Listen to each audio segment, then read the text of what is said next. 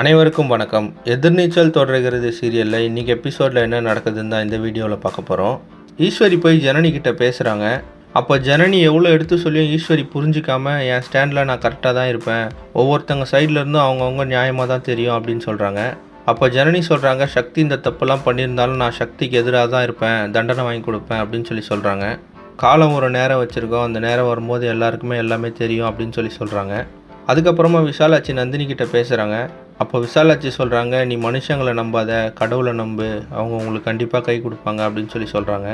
இன்னொரு பக்கம் வீட்டுக்கு வந்து கதிர்கிட்டையும் ஞானத்துக்கிட்டையும் பேசின வக்கீல் ஜனனி எப்படியாவது கோர்ட்டுக்கு வராத மாதிரி பண்ணுங்க அப்படின்னு சொல்லிட்டு போயிட்டாரு.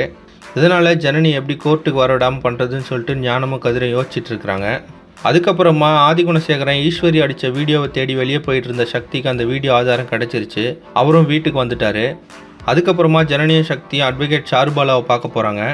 அப்போ ஜனனி சாருபாலா கிட்ட ஆதிகுணசேகரனுக்கு எதிராக பெட்டிஷன் போடணும்னு சொல்கிறாங்க. அப்போ சாருபாலா சொல்கிறாங்க, இப்போ கல்யாணம் வேறு இருக்குது, அதை காரணம் காட்டுவாங்களே அப்படின்னு சொல்கிறாங்க. அப்போ ஜனனி இந்த கல்யாணத்தை தள்ளி போடுறதுக்கு நான் ஏற்பாடு பண்ணுறேன் அப்படின்னு சொல்லிடுறாங்க.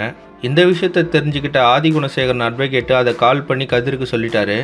ஜனனி இப்போ கல்யாணத்தை தள்ளி போட ஏற்பாடு செஞ்சு பெட்டிஷன் போட்டு ஆதிகுணசேகரனுக்கு தண்டனை வாங்கி கொடுப்பாங்களா, இல்லை கதிரும் ஞானமும் சேர்ந்து ஜனனியும் சக்தியும் கோர்ட்டுக்கு வர முடியாத மாதிரி பண்ணுவாங்களா அப்படின்றத அடுத்தடுத்த எபிசோடில் பார்த்து தெரிஞ்சுக்கலாம்.